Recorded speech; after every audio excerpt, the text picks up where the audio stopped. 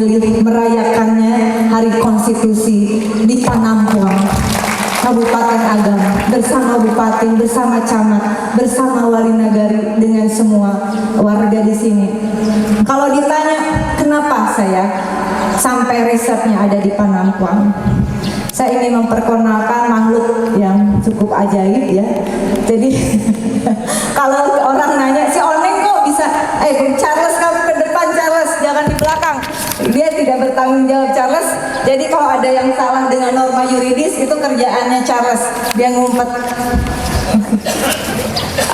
Bapak Ibu, kenapa kok orang bertanya-tanya, kenapa sih milihnya Panampuang? Emang lu orang mana? Saya orang Indonesia. Kan bukan dapilnya. Memang saya bukan mencari pemilih di sini. Awas ya, jangan ada yang milih saya nanti pileg di sini ya. Jangan milih Oneng gak ada di sini.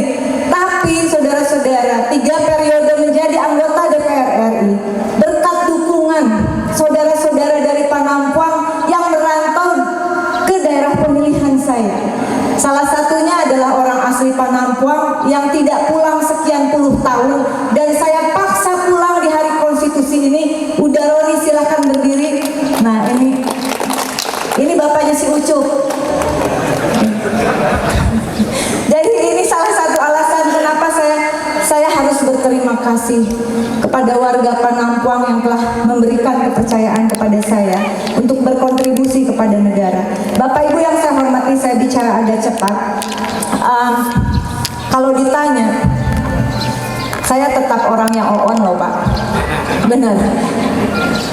Karena apa? Semua apa yang saya bagikan, semua ilmu yang saya sharing, saya bertemu dengan Pak Sofyan Syah, lalu kita merumuskan beberapa hal. Saya selalu yakin ilmu itu dari Allah Subhanahu wa Ta'ala. Ilmu yang baik, ilmu untuk kemaslahatan umat dari Allah Subhanahu wa Ta'ala. Lebih jauh lagi, saudara-saudara yang saya cintai, saya banggakan, konsep ini harus saya akui. Dan saya selalu katakan di mana-mana, bukan pemikiran murni saya, Bapak. Tetapi ini adalah konsep yang ditawarkan oleh para pendiri bangsa kita yang bergabung dalam Dewan Perancang Nasional. 513 orang, politisi pertama, anggota DPR pertama Republik Indonesia, lalu kemudian dibantu dengan kurang lebih 600 pakar dari berbagai bidang ilmu, dari berbagai universitas yang ada saat itu, yang salah satu pimpinannya adalah Profesor Dr. Muhammad Yamin Putra Minang.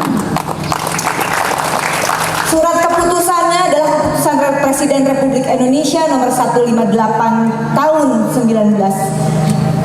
Peraturan Presiden RI nomor 185 tahun 1958 yang memutuskan Dewan Perancang Nasional yang menyusun roadmap perencanaan pembangunan nasional pertama Republik Indonesia itu adalah seorang Putra Minang.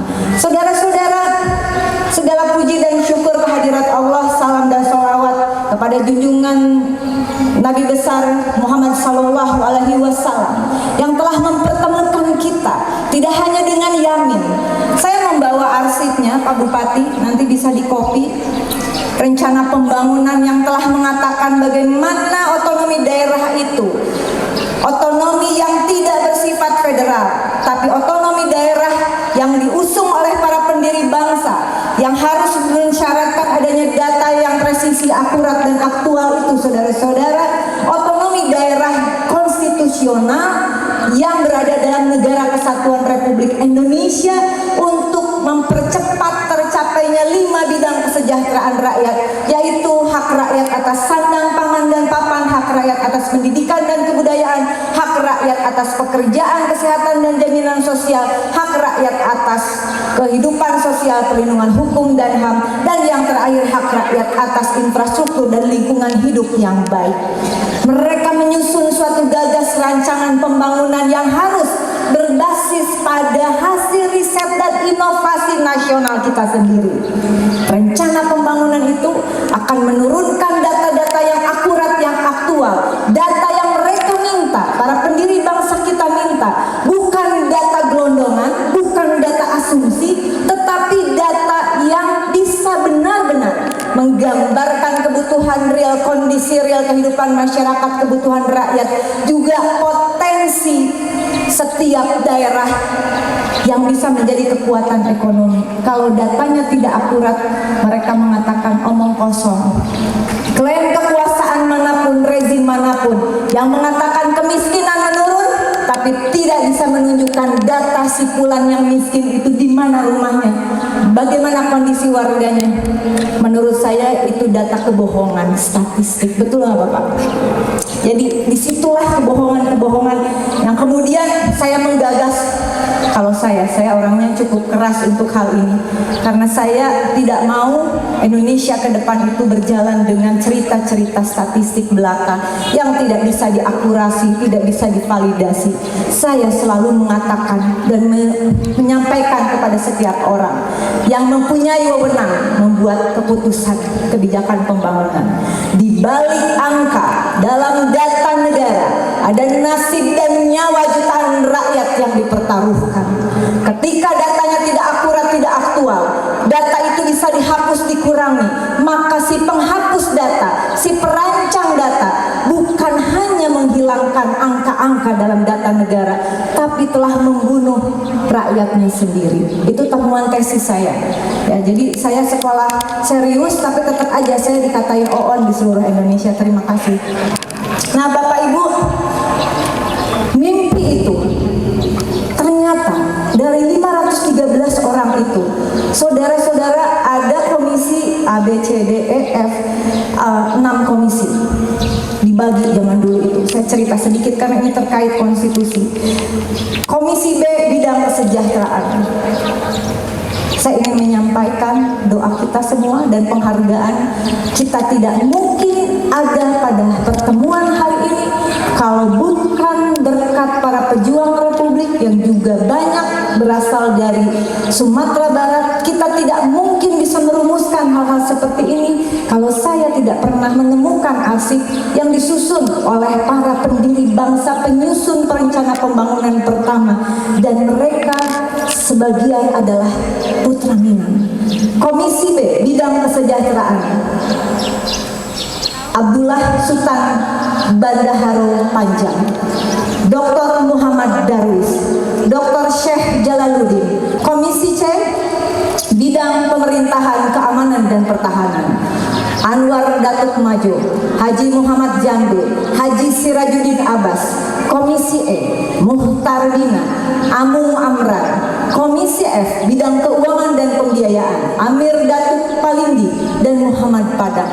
Subhanallah, semoga para pendiri bangsa kita yang telah merintis jalan yang tidak mudah, menentukan hidup untuk jalan pengabdian, dengan saya yakin menjadi pejuang itu tidak gampang, berbagai rintangan, berbagai halangan, tapi mereka tetap konsisten, amanah.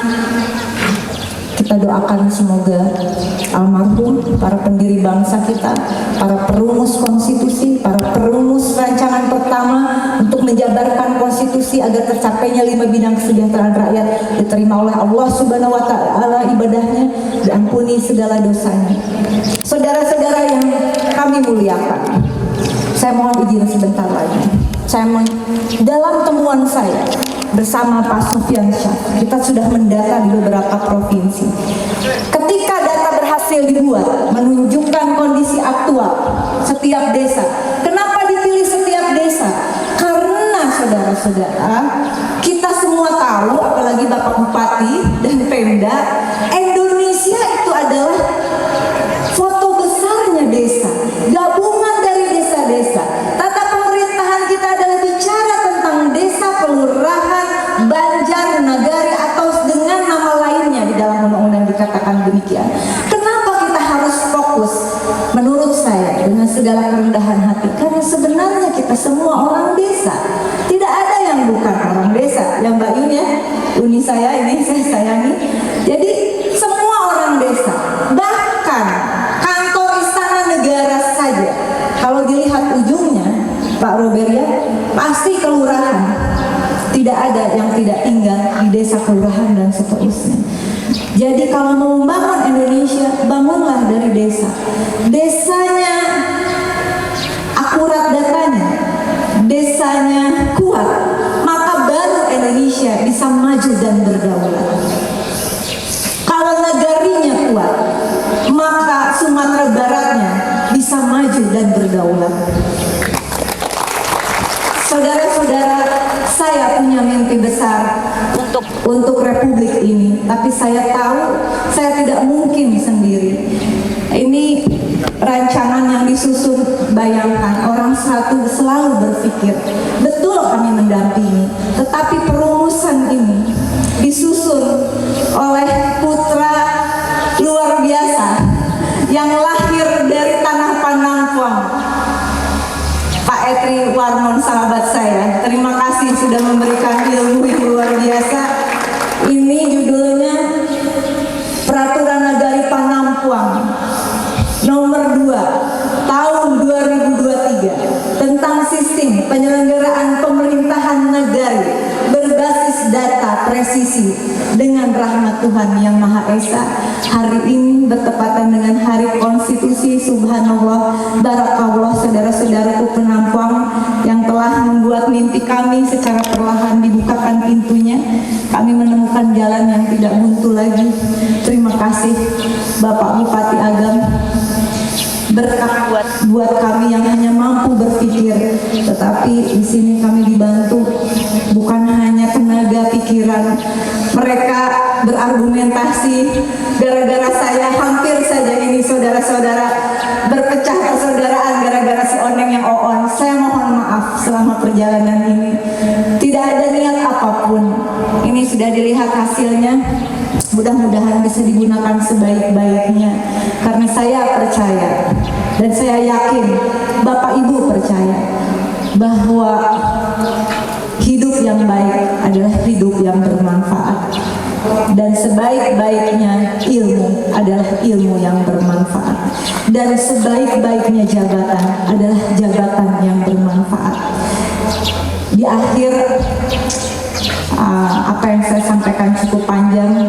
Saya ingin mengingatkan kita semua pada apa yang disampaikan oleh Baginda Nabi besar Muhammad Shallallahu Alaihi Wasallam di hembusan nafas terakhirnya yang dibisikkan kepada Ali. Beliau menitipkan, ummati, ummati, ummati, rakyatku, rakyatku, rakyatku.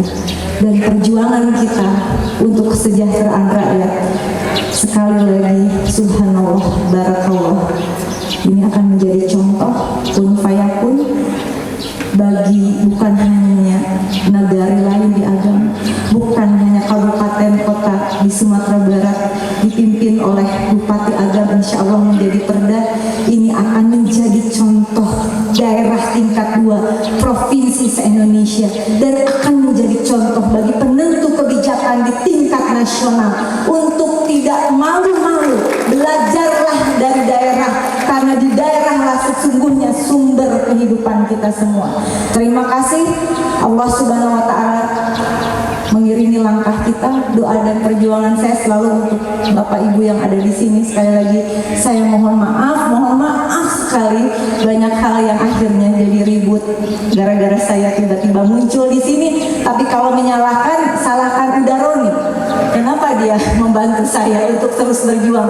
Ayo jalan terus Oneng, lu jangan oon Oneng, katanya jalan terus. Dan saya akan jalan terus. Hari ini Hari Konstitusi 78 tahun konstitusi disahkan, 78 tahun negara Indonesia berdiri. Saya tidak akan berhenti hanya karena ada orang yang tidak suka, karena saya yakin mayoritas rakyat Indonesia mendambakan kesejahteraan. Terima kasih.